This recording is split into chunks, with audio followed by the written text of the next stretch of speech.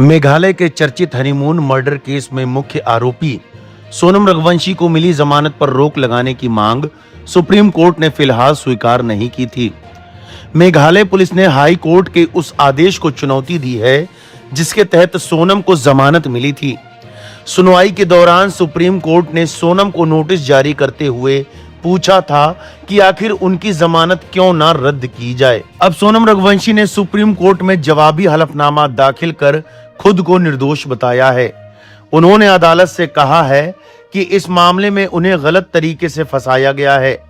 उनका कहना है कि अभियोजन पक्ष ने केवल अपनी आशंकाओं और परिस्थिति जन्य साक्ष्यों के आधार पर उनके खिलाफ आरोपों का पूरा ढांचा तैयार किया है।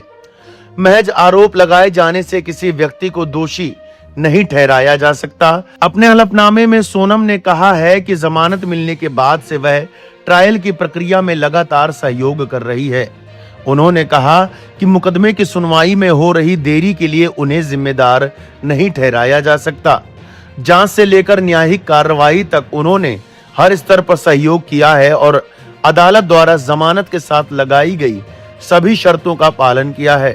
सोनम ने अपने जवाब में यह भी कहा कि उन्हें 27 अप्रैल 2026 को जमानत मिली थी और अगले ही दिन 28 अप्रैल को वह जेल से रिहा हो गई थीं। ऐसे में अब उन्हें दोबारा जेल भेजने का कोई कानूनी औचित्य नहीं बनता। उन्होंने अदालत से कहा कि जमानत रद्द करने के लिए जरूरी कानूनी आधार इस मामले में मौजूद नहीं है। इतना ही नहीं, राज्य सरकार ने भी यह आरोप नहीं लगाया है कि उन्होंने जमानत की किसी शर्त का उल्लंघन किया है। हलफनामे में सोनम ने यह भी कहा कि इस मामले में अब उनसे किसी तरह की बरामदगी की आवश्यकता नहीं है क्योंकि पुलिस पहले ही चार्जशीट दाखिल कर चुकी है। ऐसे में साक्ष्यों के साथ छेड़छाड़ की आशंका भी नहीं बनती। पिछली सुनवाई के दौरान सोनम रघुवंशी की ओर से पेश अधिवक्ता ने दलील दी थी कि गिरफ्तारी के समय उन्हें ना तो वकील उपलब्ध कराया गया और ना ही गिरफ्तारी के स्पष्ट कारण बताए गए। उनका कहना था कि पुलिस ने केवल एक खाली प्रोफार्मा उन्हें थमा दिया था। इस पर सुप्रीम कोर्ट ने सवाल किया कि यदि यह मुद्दा इतना महत्वपूर्ण था तो इससे पहले अदालत के सामने क्यों नहीं रखा गया। कोर्ट ने यह भी पूछा था कि यदि जमानत केवल तकनीकी आधार पर दी गई है तो क्या कानून पुलिस को दोबारा गिरफ्तारी करने से रोकता है। सुनवाई के दौरान मेघालय सरकार की ओर से सॉलिसिटर जनरल तुषार मेहता ने कहा था कि यह बेहद सनसनीखेज मामला है।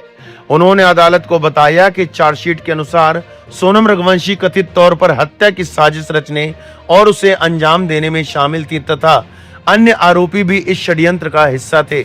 उन्होंने यह भी बताया कि निचली अदालत पहले ही 3 बार सोनम की जमानत याचिका खारिज कर चुकी है। उन आदेशों में अदालत ने प्रथम दृष्टया उनके खिलाफ मजबूत साक्ष्य होने और उनके फरार होने की आशंका जताई थी। राजा रघुवंशी हत्याकांड में अब तक की स्थिति की बात करें तो ट्रायल अभी भी जारी है और अंतिम निष्कर्ष तक नहीं पहुंचा है। सोनम रघुवंशी फिलहाल जमानत पर हैं जबकि अन्य सह आरोपियों के खिलाफ मुकदमे की सुनवाई जारी है। दूसरी ओर मेघालय सरकार और राजा रघुवंशी के परिजन उनकी जमानत रद्द कराने के लिए कानूनी लड़ाई लड़ रहे हैं। अब सुप्रीम कोर्ट में होने वाली अगली सुनवाई को इस पूरे मामले के लिए निर्णायक माना जा रहा है क्योंकि इस केस की आगे की दिशा काफी हद तक तय हो सकती है।